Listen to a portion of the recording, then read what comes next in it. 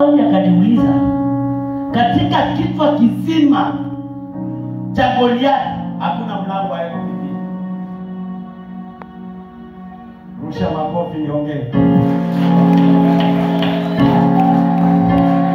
Biblia inasema alipoangalia usoni, akaangalia masikioni, akamwangalia Goliathi, akakuta hakuna njia ya Daudi kupita. Daudi akasema katika kichwa kizima cha Goliathi kuko tundu 7. Mimi tapita wapi? Haleluya. Amen. Hii tundu zote 7 ni njia za ndugu yangu. Tapita njia ya Eliabu, ya Yoabu, hao nifanyaje? Ukisabiri usoni una tundu ngapi? Kichwani una tundu ngapi? Hesabia. Umehesabu ngapi? Bwana Yesu asifiwe sana. Amen. Daudi akaona katika kichwa kizima cha Goliathi kuna tundu 7.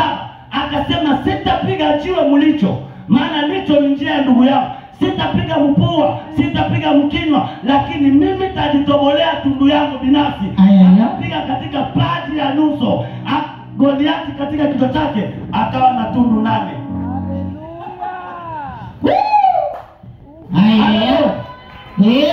Akatafuta tundu yake. Mwaka huu hautapita katika njia ya mtu mwingine, lakini mwaka huu utapita katika njia yako. Mwaka huu utapita katika maisha yako. Mwaka huu utaenda kiwango chako. Amina. Yes. Haleluya.